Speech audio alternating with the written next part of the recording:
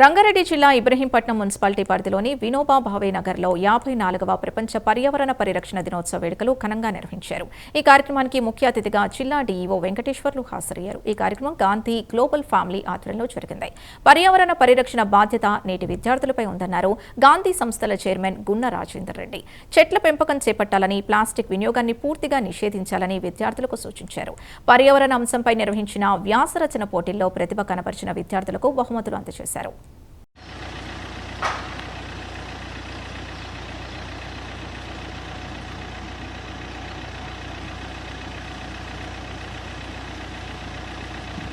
మొత్తం కూడా వారే స్పాన్సర్ చేయడం జరిగింది. మరి గాంధీ గ్లోబల్ ఫ్యామిలీ గాంధీ జ్ఞాన ప్రతిష్టాన తరఫున వారికి హృదయపూర్వక కృతజ్ఞతాభివందనాలు తెలియజేస్తూ మరి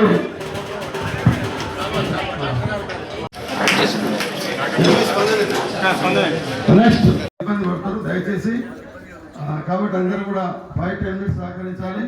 నిర్వాహకులు లింగస్వామి గారు దయచేసి భోజనాలు వెంటనే వడ్డించడానికి సిద్ధంగా ఉండాలని. అదేవిధంగా ఈరోజు మహాత్మా గాంధీ విగ్రహావిష్కరణ కూడా చేయడం జరిగింది.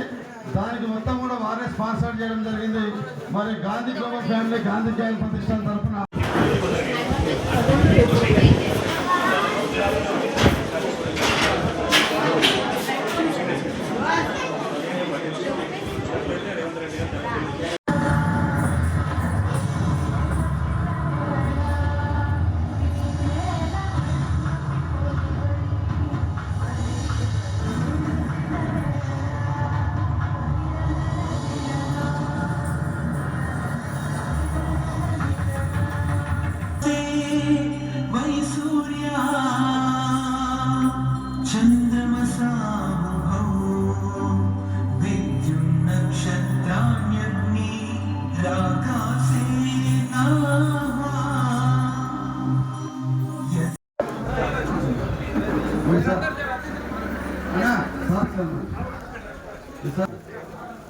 హలో, అతిథులు మాత్రమే వేదిక మీద ఉండాలి. మిగతా వాళ్ళంతా కింద దిగినట్టయితే రిజల్ట్స్ అనౌన్స్ చేయడం జరుగుతుంది. దయచేసి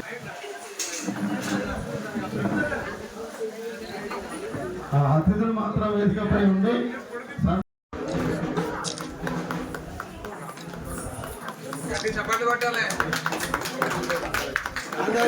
విద్యార్థుల మధ్యలో ప్రపంచ పర్యావరణ దినోత్సవం జరుపుకుంటున్నాం. దానికి ప్రాధాన్యత గురించి చేయాల్సిన పనుల గురించి ఇప్పటికే పెద్దలు మాట్లాడారు.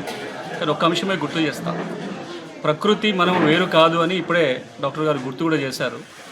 పర్యావరణ దినోత్సవం ఉద్దేశం ఏంటంటే మనమే ప్రకృతి, ప్రకృతిలో మనం ఉన్నామనే ఒక గుర్తింపుని అందరికీ కలిగేలాగా చేయడం. రెండవది, ప్రకృతిని కాపాడంలో వ్యవసాయం పాత్ర కూడా చాలా కీలకంగా ఉంటుంది. దురదృష్టం ఏంటంటే గడిచిన 20-30 సంవత్సరాలుగా మనం నేలని పాడు చేసాం. వ్యవసాయం అంతా విషతుల్యంగా మారిపోయింది. ప్రపంచ పర్యావరణ దినోత్సవాన్ని వినోబా నగర్ డెవలప్మెంట్ సొసైటీలో గాంధీ జ్ఞాన ప్రతిష్టాన్, గాంధీ గ్లోబల్ ఫ్యామిలీ, భారత యోగ విద్యాలయం సంయుక్తంగా ఈ యొక్క పర్యావరణ దినోత్సవాన్ని ఇవాళ ఘనంగా ఇబ్రహీంపట్నంలో ఉన్నటువంటి వినోబా నగర్ డెవలప్మెంట్ సొసైటీలో మనం జరుపుకోవడం జరిగింది. ముఖ్యంగా పర్యావరణం ఇవాళ ఈరోజు మనం చూసినట్టయితే లాస్ట్ 2 ఇయర్స్ ఎండలకు, ఈసారి ఎండలకు అందరికి తెలిసిపోయింది పర్యావరణం ఏ విధంగా క్షీణించింది. కాబట్టి పర్యావరణం యొక్క ఆవశ్యకత చాలా ఉంది. దాన్ని కాపాడుకోవాల్సిన బాధ్యత ఉంది. అది ముఖ్యంగా పిల్లలకు, స్కూల్ పిల్లలకు తెలియాలి. ఇప్పుడు 60 ఏళ్ల ముసలాయన పోయి నువ్వు పర్యావరణం కాపాడంటే ఆయన ఏమంటున్నట్టే, ఎందుకే నేను రేపు వెళ్ళి పోతా, నాకెందుకు ఈ పర్యావరణం సంగతి ఆయన. కాబట్టి ఎవరికి తెలవాలంటే పిల్లలు తెలవాలంటే ఏం చేయాలి? స్టేట్ ఎస్సీఆర్టీ సిలబస్లో కానీ, ఎన్సీఆర్టీ సిలబస్ కానీ 1-2 ఇంటర్మీడియట్ వాడు పిల్లలకు ఉండాలి. అసలు ఈ యొక్క యాప మొక్క ఏం పని చేస్తుంది, రావి మొక్క ఏం పని చేస్తుంది, మేడి ఏం చేస్తుంది, మర్రి ఏం చేస్తుంది, జువ్వు ఏం చేస్తుంది, భారతదేశంలో ఉన్నటువంటి స్వదేశీ మొక్కలేని ఇవి తెలియాలి. అలాంటివి తెలియకుండా ఇప్పుడు మనం పర్యావరణ దినోత్సవాలు ఇట్లాంటి కోటి దినోత్సవాలు జరుపుకున్నా ఇది మొక్కుబడి దినోత్సవాలు అయితే తప్ప ఇప్పుడు సమాజంలో మార్పు అనేది కాదు. ప్రజలందరం మనం 2 నిర్ణయాలు తీసుకోవాల్సింది. ఒకటి, పర్యావరణానికి నష్టం చేయకుండా మనం ఎలా ప్రవర్తించాలని తీసుకోవడం. 2, పర్యావరణాన్ని ముందు తీసుకెళ్ళటానికి మన పిల్లలతోటి, మన కుటుంబాలతోటి, మన పెద్దలు చెప్పినట్టుగా మొక్కలు నాటించేటువంటి ఉద్యమాన్ని తీసుకోవడం అనేది ముఖ్యమైనదిగా గాంధీ గ్లోబల్ ఫ్యామిలీ భావిస్తూ ఉంది. ఈ 2026 జూన్ నుంచి స్టార్ట్ అవుతున్న ఈ ప్రపంచ పర్యావరణ సంవత్సరాన్ని గాంధీ గ్లోబల్ ఫ్యామిలీ ప్రతిష్టాత్మకంగా తీసుకుంటుంది. ఈ సంవత్సరం కూడా 1,00,000 మొక్కల్ని తెలంగాణ రాష్ట్ర వ్యాప్తంగా విస్తరించాలని ఉపయోగపడే మొక్కల్ని, ఔషధ మొక్కల్ని నాటాలని నిర్ణయించుకోవడం జరిగింది. అలాగే వినోబానగర్ డెవలప్మెంట్ సొసైటీలో 250 రకాల ఔషధ మొక్కల్ని ప్రజలందరికీ, హైదరాబాద్ పట్టణ ప్రజలందరికీ కూడా అందుబాటులో ఉంచే విధంగా సిద్ధం చేయాలని గాంధీ గ్లోబల్ ఫ్యామిలీ నిర్ణయించుకోవడం జరిగింది.